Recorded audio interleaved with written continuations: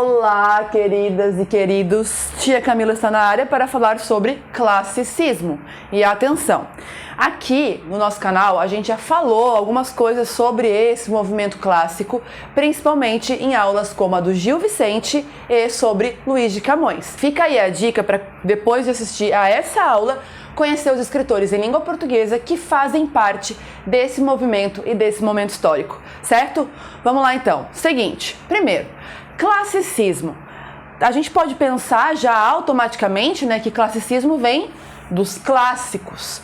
Sempre que eu falar para você sobre clássico dentro da literatura, eu vou estar falando, provavelmente, da grande influência dos gregos e de todo o Império Romano. A gente fala aqui que o clássico faz parte da cultura greco-romana. Então, lá naquela época da Grécia Antiga, que falavam sobre os deuses, né, que traziam a beleza, a natureza, cores claras, monumentos, arquiteturas abertas, o momento da filosofia, das matemáticas da República, e também durante o Império Romano, que tem toda essa questão do teatro, das grandes festas, a retomada dos deuses pagãos. O classicismo começa a aparecer na Europa saindo, né, da Idade das Trevas, da Idade Média, que era muito mais religiosa, que era muito mais trabalhada nas proibições, e também não tinha, né, essa perspectiva de politeísmo, pelo contrário, era monoteísta, bastante cristã, bastante católica.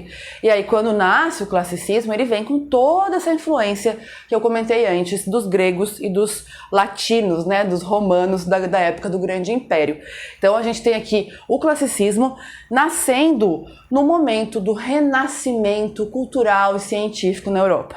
E o renascimento é aquele momento em que a gente vai ter o desenvolvimento das grandes artes, assim, no sentido de aparecer aqui Leonardo da Vinci, Michelangelo, vai ter o Dante Alighieri e a Divina Comédia. A gente vai ter também, dentro do Renascimento, a questão do desenvolvimento dos épicos, né, que vai aparecer com Luís Vaz de Camões em Portugal. Então, o classicismo está dentro desse processo do Renascimento.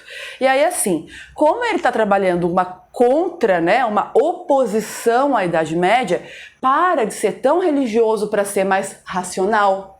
Então a gente vai ter o desenvolvimento do racionalismo, a gente vai ver também o desenvolvimento da ciência e vários momentos, uma tentativa de recuperar a beleza das coisas, mostrar a beleza dos corpos, a beleza do amor. E isso é bastante revolucionário nesse momento, porque durante a Idade Média era muito sofrimento, pouco voltado para essa coisa da beleza.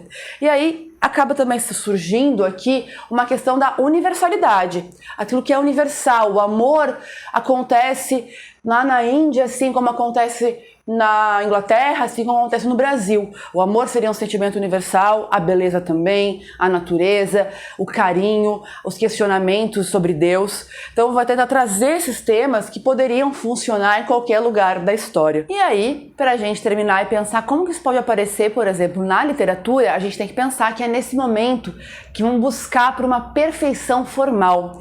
Uma perfeição formal que lida bastante com rimas muito ricas, né? Então é quando no final, né, de cada verso de um poema se rima classes de palavras diferentes, um verbo com substantivo, um advérbio com verbo, um adjetivo com substantivo. Com as rimas se formam de uma maneira mais rica, mais bem elaborada. E isso aqui é bem forte durante o classicismo. Assim como vocês podem ver, né, na aula de Camões, em que eu coloco para vocês essas rimas que tem lá. Outra coisa que a gente pode ver é a questão do que a gente chama de medida nova, né? A medida nova é a criação dos sonetos. O que são os sonetos? Vale lembrar, um soneto é quando a gente tem 4 estrofes, quer dizer, 4 parágrafos do poema, com, nas 2 primeiras estrofes, 4 versos para cada uma e nas 2 últimas 3 versos para cada uma. Isso é um soneto. Isso se manteve clássico até hoje, porque Camões usava muito lá no século XVI e até hoje a gente tem expoentes como Vinícius de Moraes que fazem isso. Até hoje não, porque o Vinícius já está falecido, mas eu digo assim, até a modernidade, né? Então essa questão do decassílabo também, que são versos dentro de um poema, que se contar cada sílaba tônica dele, a gente vai ter 10 sílabas tônicas dentro do verso. E isso também vai aparecer nesse momento aqui. E aí, claro, como é o classicismo, como é retomar o clássico, um dos principais textos que se desenvolvia na Grécia Antiga eram os épicos, né?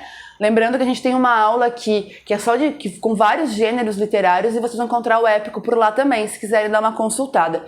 Mas o épico tem isso, né? Um grande herói, uma grande luta, toda uma história contada em verso. E aí se retoma essa estética também no século XVI. Para finalizar, é bom lembrar também dos autos, né, do Gil Vicente, que eram teatros feitos de forma mais palaciana para a corte, que foi se desenvolvendo nesse momento. Certo, gente? Um beijo para vocês